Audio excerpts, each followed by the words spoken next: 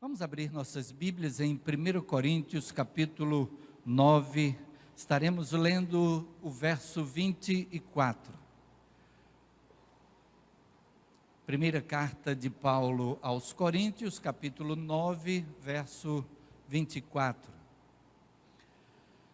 Enquanto os irmãos abrem a Bíblia, gostaria de, primeiramente, trazer uma palavra de congratulações aos pais. Tivemos hoje pela manhã uma homenagem especial aos pais e crianças estiveram aqui e o coro infantil cantou para homenagear os pais. Os pais que estiveram presentes receberam uma pequena lembrança, algo simbólico, mas para representar aquilo que os pais têm como importância na família, na liderança da família e a responsabilidade que temos como pais de sermos pais, como Deus é pai. Deus é chamado de pai e nós recebemos um título semelhante àquele que Deus colocou para si. Isso nos traz uma grande responsabilidade. Que Deus abençoe cada pai no exercício dessa responsabilidade, naquilo que tem como modelo para a vida dos seus filhos, a preparação dos seus filhos para a vida. 1 Coríntios, capítulo 9, verso 24. O apóstolo Paulo aqui diz: não sabeis vós que os que correm no estádio, todos na verdade correm, mas um só leva o prêmio? Correi de tal maneira que o alcanceis. Vamos orar? Senhor Deus, louvamos o Teu nome, Pai, e glorificamos porque Tu és merecedor de todo louvor. Nesta hora em que a Tua palavra foi lida, pedimos a direção do Teu Espírito para que o recado que tens para cada um de nós possa chegar a cada coração, que Tu uses tanto a mim que falo, como a cada um que ouve, para transmitir o Teu recado. Suplicamos isto em nome de Jesus. Amém. Amém.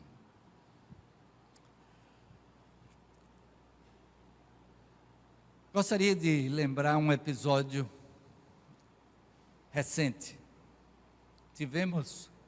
Foi anunciado aqui no Emanuel Notícias, que estamos iniciando um trabalho com homens na nossa igreja. E tivemos no início deste mês, o primeiro encontro, início desse mês, final do mês passado, já não lembro, final do mês passado, né? Tivemos o primeiro encontro. E ali tivemos várias oportunidades de jogos, e inclusive jogo de futebol. E dividiu-se os times e durante o jogo houve um pênalti. Alguns irmãos começaram a rir, não sei porquê. Aqueles que estiveram presentes, né, já sabem de que é que eu estou falando. Houve um pênalti. E na hora que houve o pênalti foi a favor do time que eu estava jogando. E alguém disse: o pastor bate, o pastor bate. E aí a gente já pode imaginar, não, o que é que aconteceu. Eu digo: não, coloca outro, né? Deixa fulano bater. Mas não, o pastor bate, o pastor bate. E aí eu posicionei lá, o goleiro se posicionou lá. A primeira coisa que eu disse foi: essa bola está muito longe. Segunda coisa que eu disse foi: essa barra está muito pequena. A terceira coisa que eu pensei e não disse foi: esse goleiro está muito grande. E então preparei para encher o pé e bati com força. E a bola passou mais ou menos 25 centímetros acima do travessão. E quem filmou aquele episódio disse assim: pastor, eu estava filmando para a gente colocar como propaganda do encontro lá na igreja, mas eu vou tirar, viu? Vou tirar. E aí agora eu posso dizer que eu me senti como Marta no futebol. ou talvez como Baggio, ou Zico. Por que é que estou contando isso? Nós estamos no período das Olimpíadas. E o que eu queria destacar com essa história é que uma coisa é a gente estar do lado de cá torcendo. Outra coisa são aqueles que estão do lado de lá tentando acertar, tentando fazer o melhor, tentando se superar, tentando obter os melhores resultados, levar medalhas, defender o nome do seu país. E eu gostaria de tirar algumas lições deste evento que é repetido a cada 4 anos em algum lugar do mundo e que desta vez está sendo realizado no Brasil. Creio que a maioria de nós se sentiu orgulhoso pela festa de abertura e porque tudo está caminhando mais ou menos bem e os problemas que têm surgido têm sido superados. Mas para as nossas vidas, que lições podemos extrair daí? O texto que nós lemos, o apóstolo Paulo faz uma comparação da vida cristã com uma corrida. Ele diz que os que correm no estádio, todos na verdade correm, mas um só leva o prêmio. E ele deixa uma recomendação: correi de tal maneira que o alcanceis. Correi de tal maneira que o alcanceis. Gostaria de estabelecer primeiramente algo do que são as diferenças entre uma Olimpíada e a vida cristã. Depois estaremos abordando um pouco das semelhanças que há entre uma Olimpíada e a vida cristã. Primeira diferença que gostaria de destacar é que nas Olimpíadas existe algo de individualismo, onde eu procuro ser o melhor, eu procuro chegar na frente, eu procuro ser o primeiro. E embora isso esteja socializado no sentido de que as medalhas são medalhas que beneficiam aquele atleta, mas que beneficiam também o seu país. Só que mesmo quando a gente socializa desta forma, com um país inteiro, uma vitória obtida, mas ainda assim existe o pensamento de que meu país é o melhor. Meu país obteve mais medalhas. Meu país supera os demais países. E vale a pena destacar que, na maioria das vezes, os países que conseguem o maior número de medalhas são países que dispõem de mais recursos financeiros para serem investidos nessas medalhas. Temos alguns exemplos, como alguns países da África que têm formado grandes corredores. Mas quando a gente vai ver como é que foi o desenvolvimento disso, foi correndo descalço, no meio, algumas vezes até de regiões desérticas, em extremo calor, e aí a gente lembra até daquele início da maratona, a maratona do grego antigo, quando um soldado que tinha como missão ser mensageiro, aquele que levava os recados, as mensagens, as informações importantes. E conta-se na história, alguns acham que é uma lenda, outros entendem que trata-se de um fato real, e que aquele soldado, Filípides, ele é enviado primeiro para as cidades vizinhas para reunir esforços no combate aos persas que estavam vindo guerrear contra os gregos. E depois de correr aproximadamente 240 quilômetros em 2 dias, diz a história, ele chega de volta. E aqueles reforços que se unem, que se reúnem, eles são vitoriosos sobre o inimigo. Só que os gregos, ao saírem para guerrear, e sabendo que os inimigos haviam prometido que seriam vitoriosos e que depois chegariam na cidade e matariam as pessoas. E antes de matar, a gente pode imaginar o que é que seria feito.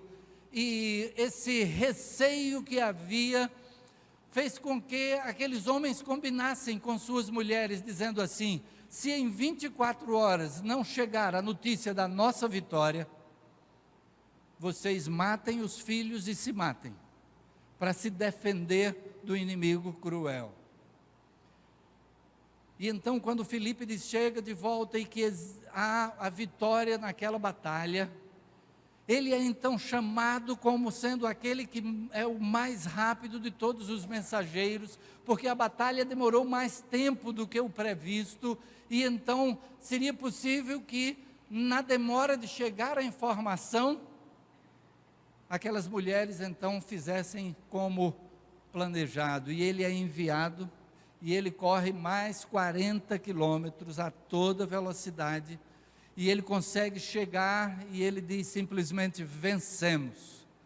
E totalmente exaurido de forças por tudo aquilo que fez na primeira corrida de 240 quilômetros e mais 40, ele só diz: vencemos, e morre. Essa é a história da maratona, porque ele tem que correr até a cidade de Maratona para disto, não? Ou da cidade de Maratona, num percurso de aproximadamente 40 quilômetros.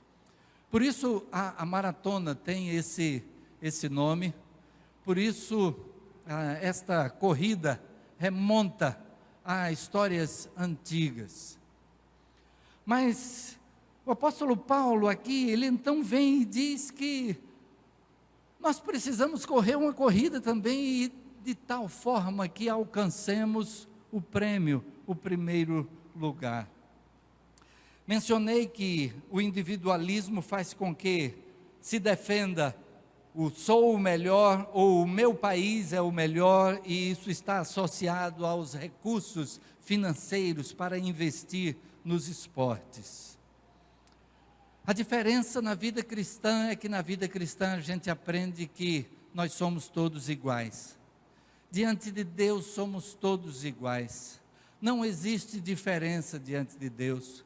A ponto de que todos temos o mesmo valor para Ele. E o Senhor Jesus apresenta nas bem-aventuranças, Ele começa logo dizendo: bem-aventurados os humildes de espírito. Aqueles que não acham que são melhores do que ninguém, aqueles que não pensam que merecem mais do que ninguém. A gente muitas vezes é levado a pensar assim, não é? E acontece alguma coisa com a gente, e a gente diz: mas Senhor, por que eu? A gente acha que talvez seja mais merecedor do que as demais pessoas, sobre as quais acontecem as mesmas coisas que acontecem a nós. Mas diante de Deus somos todos iguais. Certo momento, uma mulher pecadora foi trazida diante do Senhor Jesus. E foi dito que ela foi encontrada em adultério. E que a lei mandava que quem assim fosse encontrado fosse apedrejado. E aí alguém pergunta a Jesus: o que tu dizes que deve ser feito? E Jesus se abaixa e começa a escrever no chão. E a gente sabe todo o resultado daquele episódio ali na vida de Jesus. E a gente sabe que Jesus, depois da insistência daqueles acusadores, então ele diz: aquele que não tiver pecado, seja o que atire a primeira pedra. O que é que Jesus está dizendo ali? Jesus está nos lembrando que todos somos pecadores. Jesus está lembrando que ninguém ali tinha a capacidade, a condição de julgar qualquer pessoa, porque diante de Deus todos somos pecadores. É a graça de Deus que nos sustenta, é a sua misericórdia que nos alcança, é o seu amor que enviou Jesus para ser o nosso Salvador. Somos iguais. E o propósito de Deus em nós, para com as pessoas do nosso lado. Está retratado lá em Efésios capítulo 4, no versículo 13, quando o apóstolo Paulo diz: até que todos cheguemos à unidade da fé e do pleno conhecimento do Filho de Deus, à perfeita varonilidade, à medida da estatura da plenitude de Cristo. Paulo está dizendo aqui: até que todos cheguemos à medida da estatura da plenitude de Cristo. O nosso alvo é fazer com que todos cheguemos a esse nível. Temos diversas experiências como igreja nessa direção. Quando ajudamos-nos mutuamente, quando um professor de escola dominical prepara a sua lição para ensinar, compartilhar com outros. São todos voluntários, os professores da escola bíblica, mas eles se dedicam e compartilham aquilo que encontram de lição na palavra de Deus.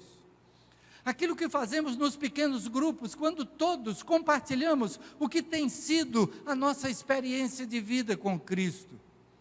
O próprio Senhor Jesus providenciou que fosse assim, para que a missão que ele haveria de deixar com a igreja fosse cumprida. Ele chamou 12 para que estivessem com ele, para que pudessem conviver com ele, aprender convivendo, não apenas ensinando, não apenas naquilo que ouviam, mas naquilo que viam. E então nós temos a oportunidade de fazer o mesmo. Os pequenos grupos têm esse propósito, de fazer com que estejamos mais bem preparados para cumprir com aquilo que Deus tem para nós. Um compartilhando com o outro, até que todos cheguemos à perfeita varonilidade, à medida da estatura da plenitude de Cristo. Diferenças. Nas Olimpíadas, eu sou o melhor, ou o meu país é o melhor. Na vida cristã, somos todos iguais. Estamos aqui para juntos chegarmos àquilo que Deus tem para nós. Existe até a referência ao Ubuntu.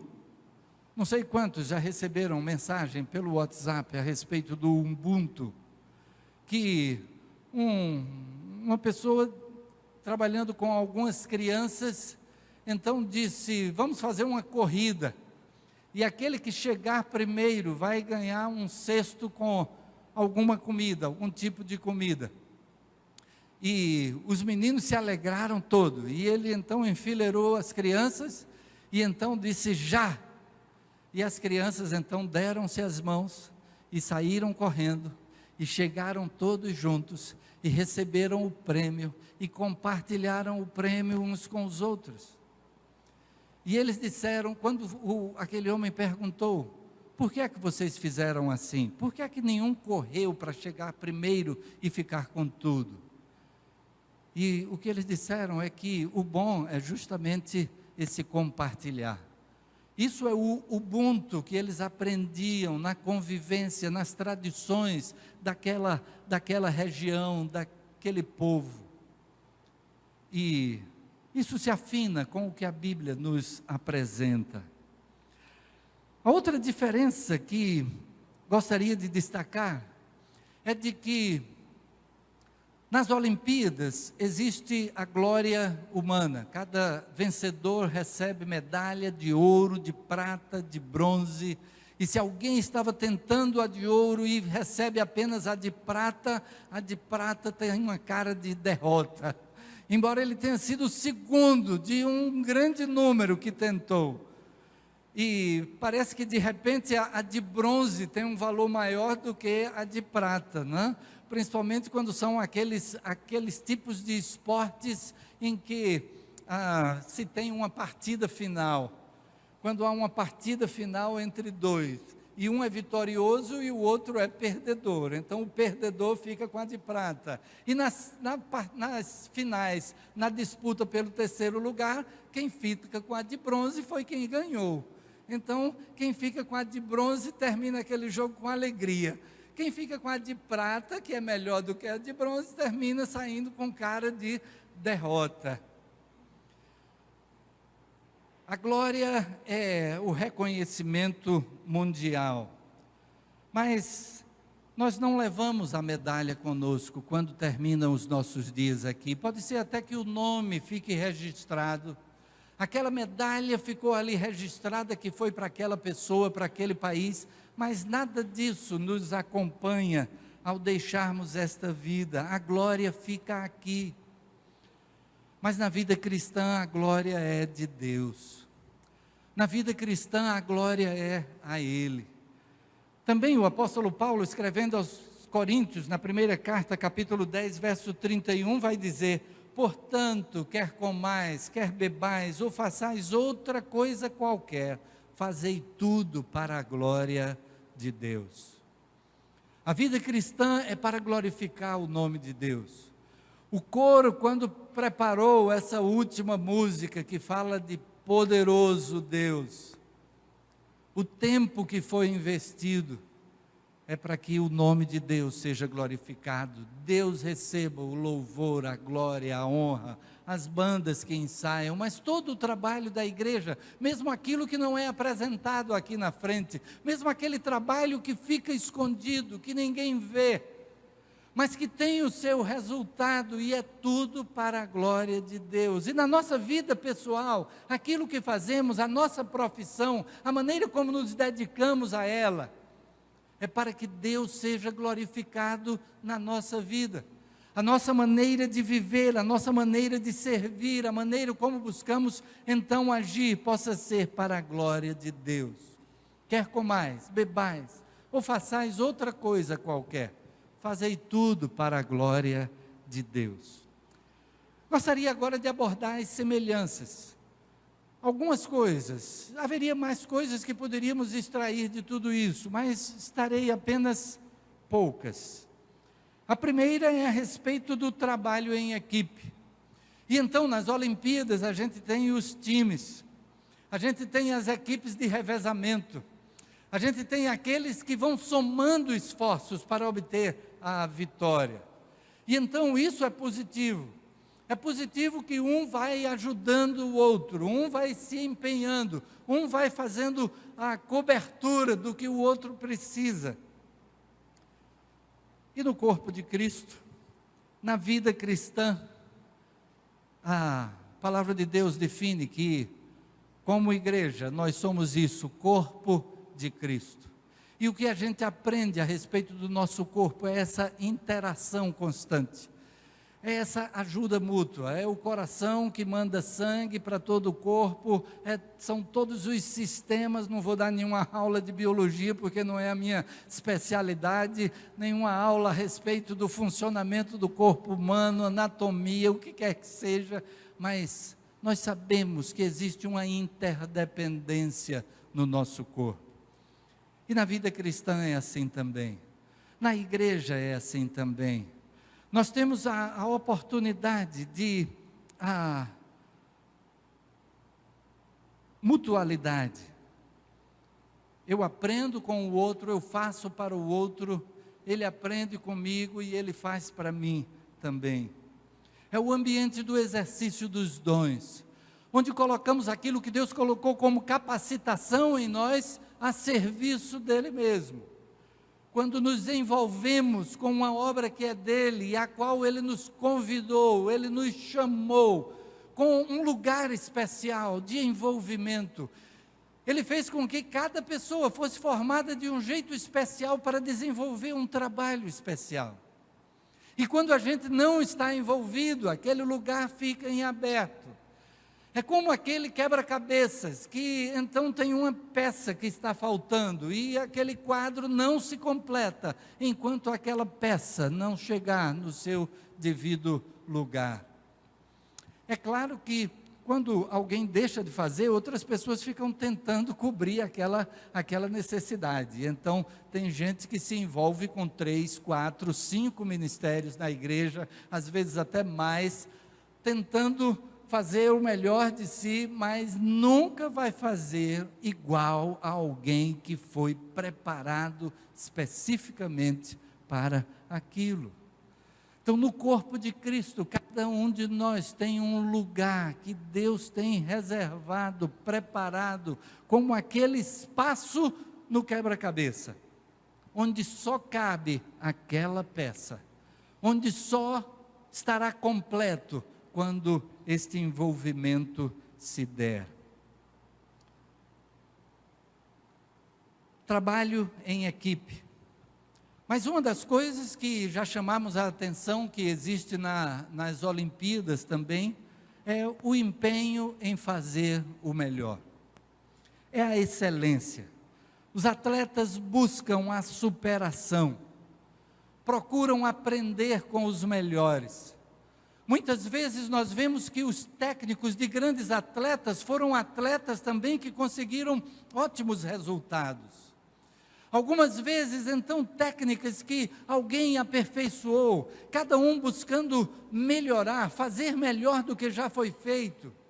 E outros vão aprendendo com estes e se desenvolvendo mais e mais. Vi nesta semana a reportagem a respeito de uma nadadora americana que está ganhando ótimos resultados. Numa corrida, prova, né, de natação de longa duração, não me lembro exatamente quantos metros, ela chegou cerca de 11 segundos antes da segunda colocada. A câmera mostrava ela nadando assim, chegando no final da piscina, e a gente não via nem o segundo lugar onde é que estava. E o que foi dito é que ela procurou imitar o estilo de natação de Michael Phelps. Quem fazia aquela reportagem disse que o estilo de natação das mulheres tem sido sempre diferente dos homens, pela diferença na força física, pela diferença na musculatura. Ela mesmo assim pediu ao seu treinador que buscasse implementar nela a mesma técnica de Michael Phelps, maior medalhista da natação. E conseguiu ótimos resultados. Ela imitou aquele que estava indo em primeiro lugar. Ela buscou a excelência, ela buscou fazer o melhor. E na vida cristã, Deus é o Deus da excelência. Basta olharmos para a natureza, basta olharmos para o universo criado por Deus. Quando vemos algo na extensão do universo, pensamos na maravilha de Deus. Quando olhamos para os fatos mais minúsculos que a ciência tem apresentado, também nos maravilhamos com a grandeza de Deus. Deus é Deus de excelência e Ele merece o melhor de cada um de nós. Ele merece a nossa excelência. É por isso que Paulo, no versículo que lemos no começo, ele vai dizer que nós temos uma corrida também, que o atleta que corre no estádio, todos correm, mas um só leva o prêmio. Ele diz: corra de tal maneira que você seja esse que alcança o prêmio. Para alcançar o prêmio, ele tem que fazer o melhor. O que Paulo está dizendo é: faça o melhor de si para Deus. Deus merece a nossa excelência, Ele merece aquilo que de melhor pudermos apresentar a Ele. Ele ama a cada um de nós com amor infinito. Jesus Cristo veio para a nossa salvação. Cristo veio para levar sobre si o nosso pecado. Cristo veio para que, sendo sem pecado, pudesse levar sobre si o pecado do mundo inteiro e pudesse oferecer perdão, certeza de salvação, certeza de estar com Deus por toda a eternidade. E oferece de graça porque o preço Ele é que paga. Ele pagou na cruz, Ele assumiu a cruz em nosso lugar, Ele pagou a nossa conta. O apóstolo Paulo vai dizer a esse respeito que o escrito de dívida que pesava contra nós, Cristo o pregou na cruz. Quando Jesus estava na cruz, Ele estava pregando ali na cruz a nota promissória nossa dos nossos pecados, aquilo que devíamos por causa dos nossos pecados. o escrito de dívida que pesava contra nós, Ele pregou na cruz. E quando mencionamos aquela nadadora que seguiu o exemplo de Michael Phelps, a gente pode pensar na vida cristã. A gente pode pensar na vida cristã que nós temos o melhor de todos os exemplos. Temos Jesus como nosso exemplo. O nosso objetivo é, como Paulo disse lá em Efésios, capítulo 4, verso 13, que já citamos. O nosso propósito é estarmos na estatura da plenitude de Cristo. E quando vamos ver lá em Hebreus, capítulo 12, versos 1 e 2, nós temos ali também o escritor aos Hebreus fazendo a comparação com uma corrida. E nessa comparação com uma corrida, ele apresenta-nos o melhor exemplo, que é Jesus. E então, Hebreus capítulo 12, versos 1 e 2, o escritor vai dizer: portanto também nós, visto que temos a rodear-nos tão grande nuvem de testemunhas, desembaraçando-nos de todo o peso, e do pecado que tenazmente nos assedia, corramos com perseverança a carreira que nos está proposta, olhando firmemente para o autor e consumador da fé, Jesus, o qual, em troca da alegria que lhe estava proposta, suportou a cruz, não fazendo caso da ignomínia, e está sentado à destra do trono de Deus. Ele faz o uso também desta imagem de uma corrida. E os corredores, tanto naquela época quanto hoje, costumam treinar com pesos presos nos tornozelos. E treinam com esses pesos para que, no dia da corrida, desembaraçados de todo o peso, possam correr ainda mais velozmente. E então, o que o apóstolo, o escritor aos Hebreus, que nós não sabemos exatamente quem seja, não se sabe exatamente quem foi que escreveu a carta aos Hebreus, mas o escritor diz: desembaraçando-nos de todo o peso, e do pecado que tenazmente nos assedia, que nos rodeia, que tenta nos prender, que tenta nos derrubar, corramos com perseverança a carreira que nos está proposta, olhando para Jesus. Ele é o nosso modelo, Ele é o nosso exemplo, Ele é o nosso alvo, Ele é o consumador da nossa fé, que não levando em conta a ignomínia, a vergonha de ser colocado numa cruz, de ser chicoteado publicamente, de ser cuspido, de ser esmurrado, ele não levou em conta, porque ali ele estava pagando o preço da nossa salvação. Ali ele estava cumprindo com a missão recebida do Pai, a missão de ser o Salvador do mundo, de ser aquele que propiciaria a que pudéssemos receber de Deus o perdão.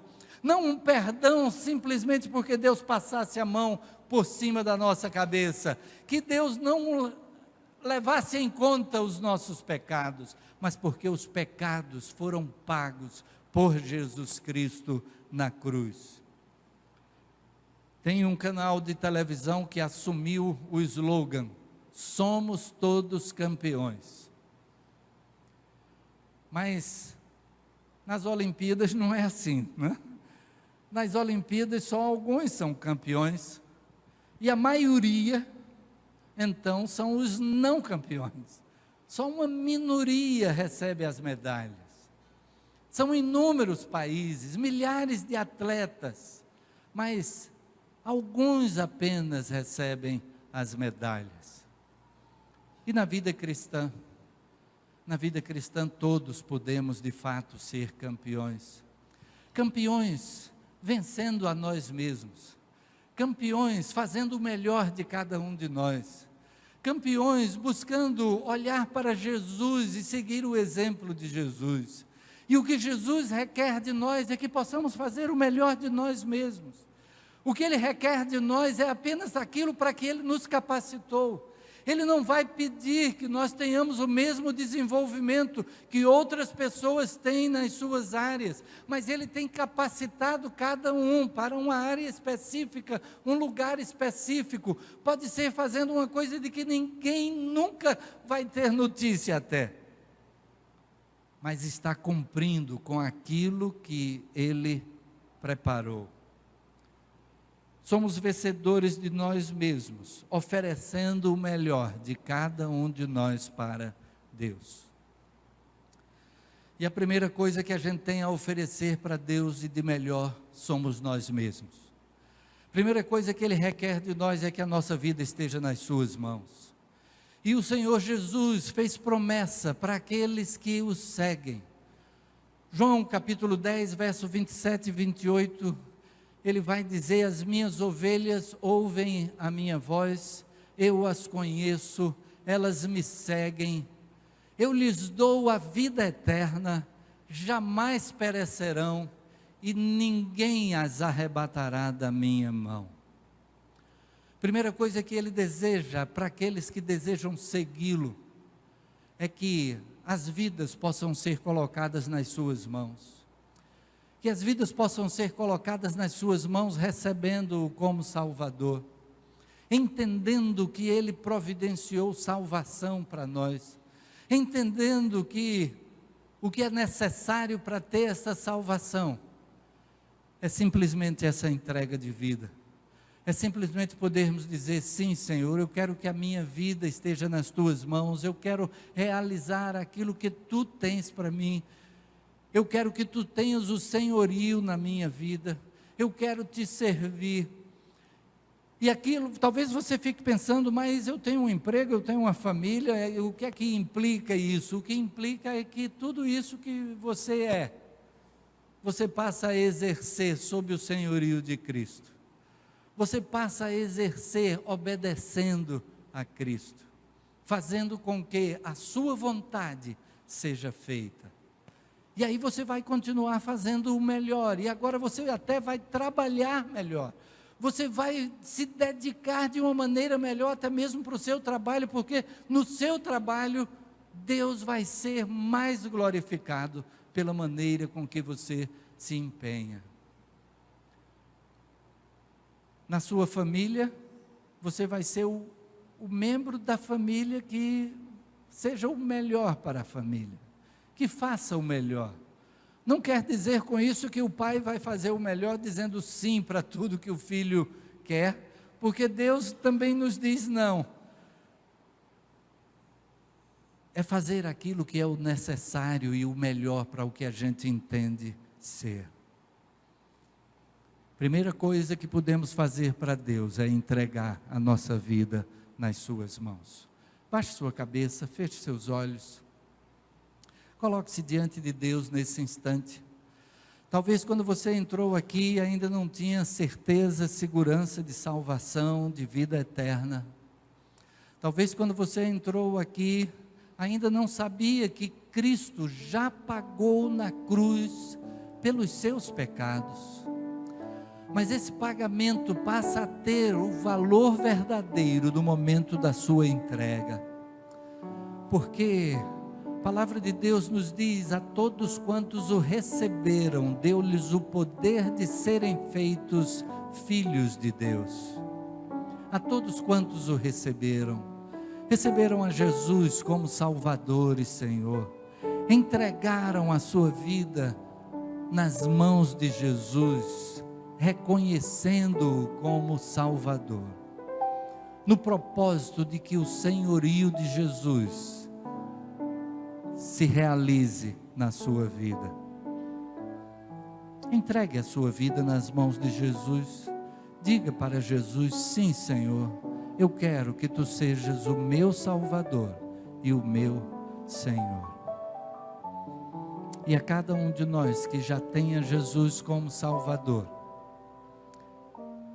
que já passou por essa experiência de entrega, que a nossa vida seja cada dia mais representando esta corrida,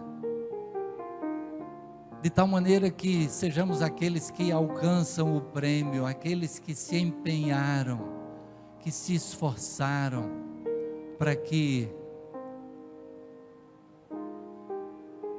outras pessoas pudessem também desfrutar desse conhecimento. Se você já é um crente, feche seus olhos, baixe a sua cabeça, esteja em atitude de oração nesse instante. E que o Espírito de Deus continue a falar na nossa vida. Senhor Deus e Pai, louvamos o Teu nome, Pai, e agradecemos pela Tua palavra que nos traz o ensino a respeito da vida, a respeito daquilo que Tu tens para cada um de nós e aquilo que Tu esperas também de cada um de nós. Louvamos o Teu nome pela salvação em Jesus Cristo. Louvamos o Teu nome pela presença do Teu Espírito em nós. Espírito que nos convence do pecado, da justiça e do juízo.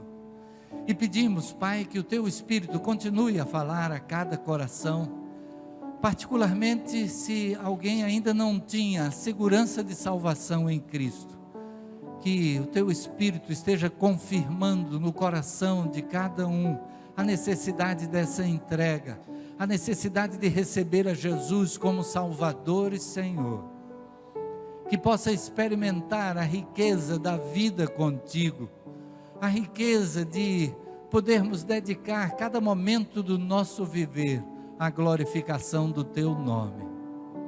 E cada um de nós, Senhor, possa estar concretizando isso na vida, de dedicar cada dia ao Teu louvor, ao Teu serviço, à obediência à Tua vontade, e desta maneira que o Teu nome seja glorificado na vida de cada um de nós. É a oração que fazemos nesta hora agradecidos no nome de Jesus. Amém. Amém.